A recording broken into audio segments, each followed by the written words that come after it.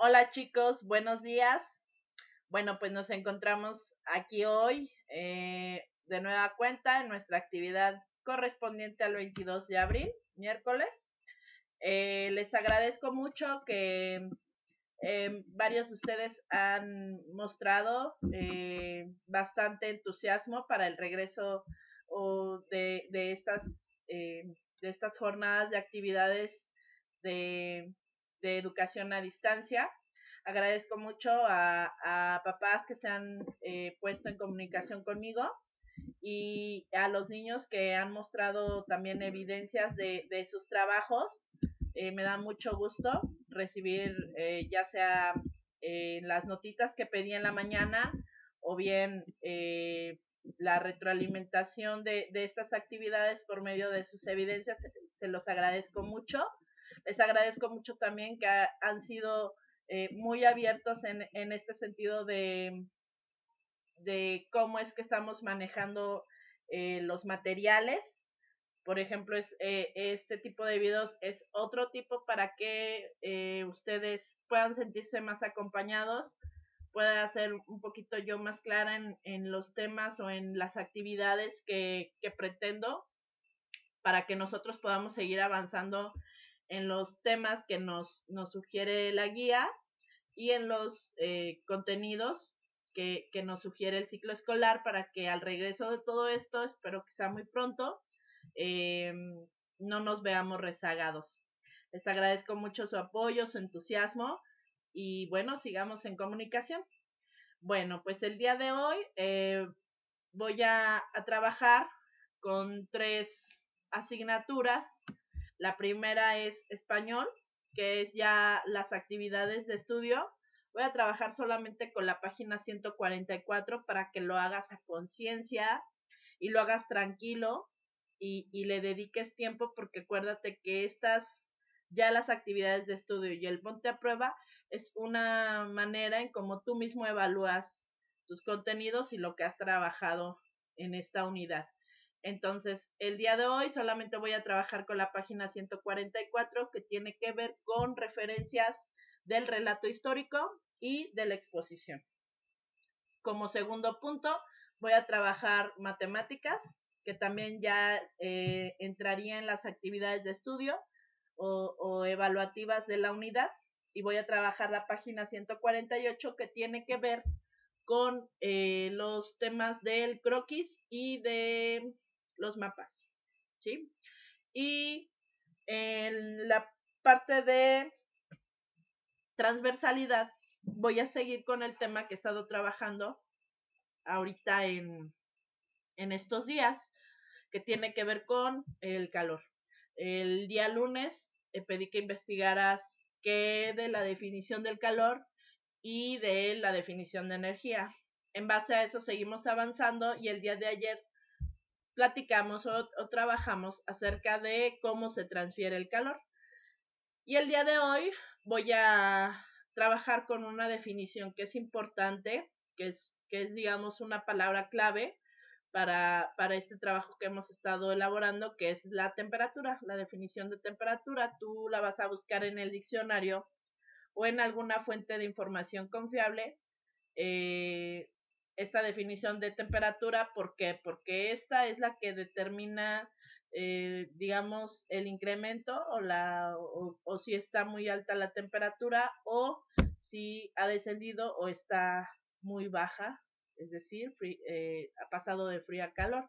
Entonces, esta parte nos ayuda a definir y a hacer medible esta sensación calórica en este caso que estamos trabajando.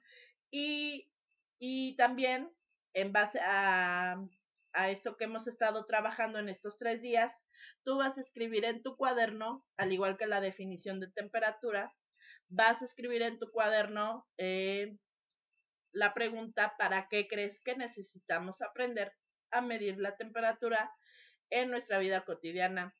Y ejemplifica. Cuando pido ejemplificar, pues es escribir o dibujar un ejemplo de alguna situación donde tú tengas que medir la temperatura de algo. Ya puede ser de un alimento o de ti cuando estás enfermo o para, digamos, prevenir que te enfermes. Miden la temperatura también para checar que no estás padeciendo algo. Entonces, todos esos ejemplos los puedes escribir o lo puedes dibujar también. Estas dos actividades de transversalidad, que es el buscar la definición de temperatura y resolver la pregunta ¿por qué crees que necesitamos aprender a medir la temperatura en la vida cotidiana? Ese lo vas a realizar en tu libreta de transversalidad. Bien, ahora para la evaluación o la actividad de estudio, para finalizar la unidad 7, la página 144 me sugiere que estudie dos partes. La primera es que recuerde que es un relato histórico, que aquí te estoy poniendo la definición. Se conoce como relato histórico la narración cronológica, es decir, en años, de acontecimientos reales del pasado. ¿Por qué menciona esta cuestión de reales? Porque hay algunas leyendas en donde suponen que es un relato histórico, pero no hay una fecha, no hay evidencias de que pasó, entonces por eso es que a veces se convierte en leyenda, ¿no? Porque es una parte, tiene a lo mejor, no sé, lugares o personas que probablemente sí hayan sido reales, pero hay algunas cosas en las que se crea fantasía y nace la leyenda.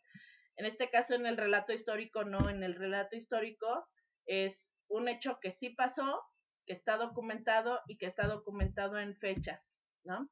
Entonces, esa es la diferencia que se tiene. Y también, como el relato histórico digamos, lo uní con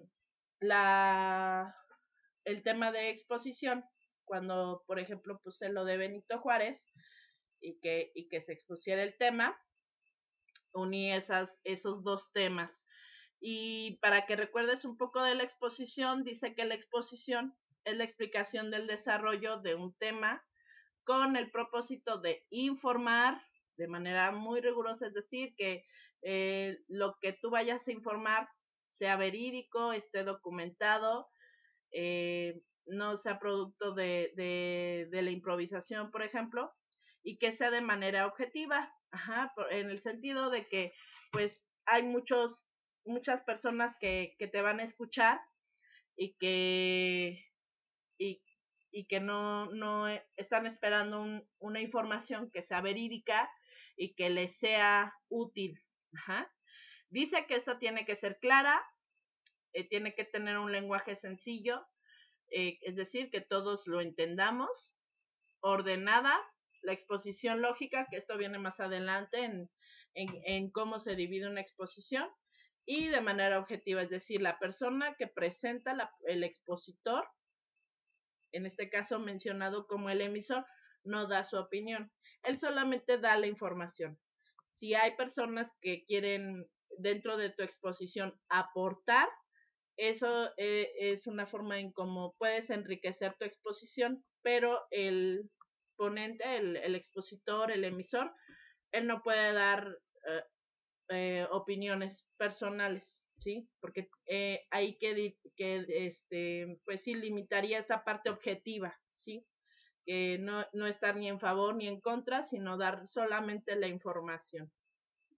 Y dice que también la exposición está dividida en tres partes. La introducción, entra la presentación, el título, nombre del expositor, qué propósito tiene la exposición, y ahí, por ejemplo, puedes darme algunas ideas para yo saber de qué vas a hablar. Y en el desarrollo ya viene desglosado toda la información que tú nos quieres proporcionar como expositor. La conclusión, ahí podríamos integrar si hubo aportes de la audiencia o del público para poder hacer una conclusión, o bien ya nada más cerramos ideas concretas, sintetizando cuál era la finalidad de la exposición, ¿sí? Y bueno, por ejemplo, en el libro menciona que en el número 1 tú vas a ordenar de acuerdo en 5 pasos, pero de manera ordenada, es decir, del 1 al 5, pasos que debes llevar a cabo antes de desarrollar una exposición. Y viene ahí elaborar un guión y materiales gráficos de apoyo. Ese tendrías que leerlo primero y dirías, bueno, si entra en primero o no. Elegir un tema y recopilar información sobre él. Ese entra como 1 o no. Organizar la información de acuerdo con el orden en que se presentará, ensayar la presentación oral y revisar la información para comprobar la repetida y complementar lo que ya se tiene. Es decir, tengo 5 puntos, yo solamente los voy a ordenar cuál va primero, cuál va segundo, cuál va tercero, cuál va cuarto y cuál va quinto. Es decir, voy a entrar en esta parte de que la exposición tiene que ser ordenada y tú vas a ordenar en 5 pasos cómo es que se llevaría la exposición. En el número 2, subraya la respuesta correcta a la pregunta. Dice, ¿qué tipo de texto es un relato histórico? Ahí vienen 4 opciones. Dramático, el texto o el relato histórico es dramático. Sí, puede ser, pero no es su principal característica la del relato histórico. Entonces, vamos a ver. Número 2, narrativo, es decir, alguien te lo está contando. Finalmente, hasta su nombre no lo dice, ¿no? Relato. Alguien te lo está contando, alguien te está comentando que eso pasó. Entonces, puede que sea narrativo. Lírico tiene que ver más a una cuestión como un corrido o algo cantado. Entonces, no entraría, no sé. Tú piénsalo muy bien. Poético, hay poemas, por ejemplo, a Benito Juárez, hay poemas a la Revolución, al movimiento de independencia, pero eso no es un relato, ¿sí? Es un poema o más bien el poeta se inspiró en ese movimiento, pero propiamente no está haciendo un relato histórico. Entonces, de esos 4 puntos, tú vas a subrayar el correcto. Y el tercer punto, que maneja solamente la página 144, que es la que vamos a trabajar, dice, elige las palabras adecuadas y completa la explicación. Vienen 2, 4, 6, vienen 8 palabritas que todas van a entrar en las líneas que si tú vas en orden leyendo el recuadro amarillo, vas a ir completando de acuerdo a cómo te vaya pidiendo el texto. Por ejemplo, ahí dice un colectivo de exposición, no suena muy congruente. Un clave ya estaría, por ejemplo, ahí hay una falta de ortografía, porque podría ser, o más bien es se usa en femenino, ¿no? Una clave, no un clave.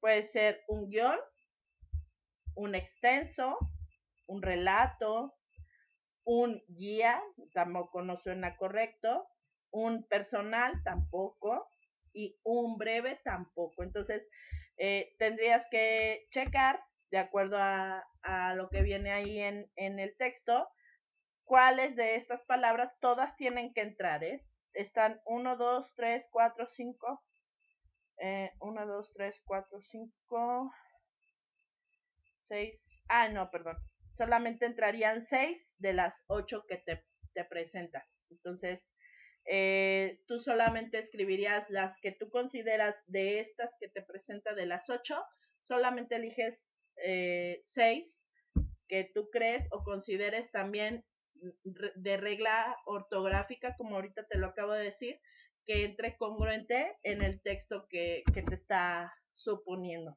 ¿sí? Eso es en la cuestión de español. Nos vamos a ir a matemáticas. Espero que vayamos claros, que se entienda. Solamente el día de hoy vamos a trabajar una de las páginas para que tú te sientas confiado y lo hagas tranquilo. Acuérdate que es una evaluación importante porque ya es un cierre de unidad.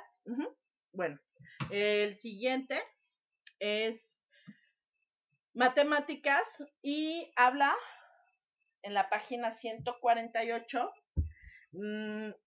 bueno, en sí es acerca del croquis, de las características de los mapas, de una clasificación de imágenes que, bueno, más bien tiene relación con mapas y croquis, y habla de la escala. Bueno, pues te comento. En matemáticas mencionan esta página que habla de croquis, de las características de un croquis, de un mapa, y bueno, lo complementé con el plano porque normalmente el plano también entra cuando haces estas referencias, ¿no? Bueno, dice que el croquis es un dibujo hecho sin medidas en el que se explica a grandes rasgos lo que se quiere representar. El croquis de estos 4 dibujitos entraría o yo elegiría el que tiene las palmitas como en verde, que es el primero, donde dice mapas, pero que está abajo. Ajá. Ese sería el croquis, es un dibujo, ¿sí? El plano es la representación gráfica de una escala conveniente de una ciudad, de una máquina o de una colonia. Es decir, el plano no nada más se utiliza para conocer una ciudad, sino también para conocer máquinas o alguna referencia de alguna colonia, etcétera. Entonces, por ejemplo, aquí viene la cuestión de donde dice Metro Red, que es un plano de las estaciones del metro. Estas te ayudan esta escala porque está más pequeño. Obviamente, pues las líneas son muy extensas y muy largas en la Ciudad de México. Y estas nada más te ayudan como para representar en qué momento son las paradas, etcétera, ¿sí? Las estaciones del metro. Y el mapa es una representación gráfica de la Tierra terrestre y de una parte de ella. Por ejemplo, el que está entre el croquis y el Metro Red del metro, ahí aparece como cositas en azules. Ese sería una parte de un mapa. Dice que puede ser una representación gráfica o una parte de ella. Esta solamente es una pequeña parte. Es de una sección de un mapa de Europa. Pero, por ejemplo, también cuando te venden mapas de México o mapa de Querétaro, es solo una pequeña sección, bueno, es una sección de todo el globo terráqueo. Entonces, este sería un mapa. Ajá. Estas son las características que más o menos nos pide de referencia para que podamos entender un poco mejor lo que nos pregunta el libro. Dice aquí, en la página 148, si lo tienes a la mano, si no, puedes volver a revisar este video para cuando te sientas listo de resolver tu actividad. Bueno, dice en la primera, dice indica sí o no según con una palomita según corresponda. Aparece la característica, aparece una casillita de sí y aparece una casillita de no. En la primera característica dice están elaborados rápidamente y al momento. Estas, es decir, todos estos mapas, croquis, plano, son cosas que se hacen muy rápido, sí o no. Están elaborados a escala, es decir, en pequeño, sí o no. Ya eso tú lo vas palomeando conforme a consideres y a la reflexión que hagas. Indican la relación entre la medida del mapa y los reales. Indican la relación entre las medidas del mapa y los reales. Aquí es donde maneja, ya habíamos trabajado con escalas, que la escala se maneja en metros o en kilómetros, pero tiene como un segmento en centímetros para nosotros, que es cuando recorta esta parte, ¿no? Del segmento de un mapa o de un plano. Entonces tú ahí me vas a decir si sí o no. Indican el nombre de todos los comercios cercanos al lugar. Esa es una referencia nada más, pero que sea forzoso que vaya en un mapa o en un croquis, piénsalo muy bien. Solo pueden representar estados de México, ya lo hablamos que hay mapas de Europa, de cualquier tipo de continente, de cualquier tipo de país y por ejemplo en nuestro caso que hemos sido muy recurrentes en trabajar en cuestiones regionales o hay mapas de Querétaro, ¿sí? Entonces solamente se pueden representar estados de México, ¿tú qué me dices? ¿Sí o no? Pueden representar países, es decir, es una posibilidad, ¿sí o no? Muestran el horario en el que será el evento. ¿Entra esa característica dentro de lo que acabamos de hablar? ¿Sí o no? Yo creo que te lo dejo a tu criterio. Vamos a ver qué me pones ahí. Indican el domicilio de las casas o edificios que se muestran. Es decir, ni siquiera en el croquis que yo te pedí de tarea, no sé si recuerdes, yo no te pedí dirección. ¿Tú qué piensas? ¿Sí o no? ¿Son representaciones exactas de un territorio? ¿Esas tú qué crees? ¿Sí o no? Bueno, segundo punto dice relaciona las imágenes con su clasificación. Es decir, ahí vienen tres mapitas. El primero es de el país de México. El segundo es como de una delegación, yo creo que del DF. Y el último es un dibujo donde aparece, dice, hay un parque y se ve que es como una colonia. ¿Tú qué piensas que es? Entonces tú vas a ordenar como A, B o C. Ahí dice croquis, mapa de México y mapa de el estado. Tú lo vas a mencionar, ahí vas a poner en orden los incisos que correspondan a cada uno. Y por último, dice, completa la tabla con los datos del recuadro amarillo y si en un mapa la escala es de 1, 2 puntos, 200. Es decir, que un segmento vale 200 metros, digámoslo así. Bueno, un segmentito, cada centímetro, digámoslo así, equivale al 200. Es decir, este va a valer eh, el doble, pero en la cuestión de metros. Entonces, porque acuérdate que un metro vale 100. Bueno, en este caso sería 200 centímetros. Entonces, sería un segmentito pequeñito vale 2 metros. Entonces vamos a checar. Dice ahí que, por ejemplo, en el recuadro amarillo está 10 metros, 16 y 4 metros. Si un segmentito vale 200, entonces 2 centímetros o 2 segmentitos pequeños valen, ¿cuánto crees? ¿Cuántos metros crees? 5 centímetros, ahí por ejemplo, ahí tendrías que dar el doble de el 5, pero obviamente pues correspondiendo a metros. Y en 8 también sería el doble, ajá, porque pues 8 y 8 me da 16, pero 16 ¿cuánto? Bueno, ya te di alguna pista, ojalá que no se te dificulte. Si hay algún problema, duda o algo así, puedes volver a ver este video o bien, pues tú sabes que estoy a tus órdenes y que estoy aquí para resolverte tus dudas sin problema. Bueno, pues espero que hayamos quedado muy claros el día de hoy y espero que se sigan cuidando, salúdenme mucho a su familia y bueno, sigo al pendiente de sus evidencias. Ok, buen día.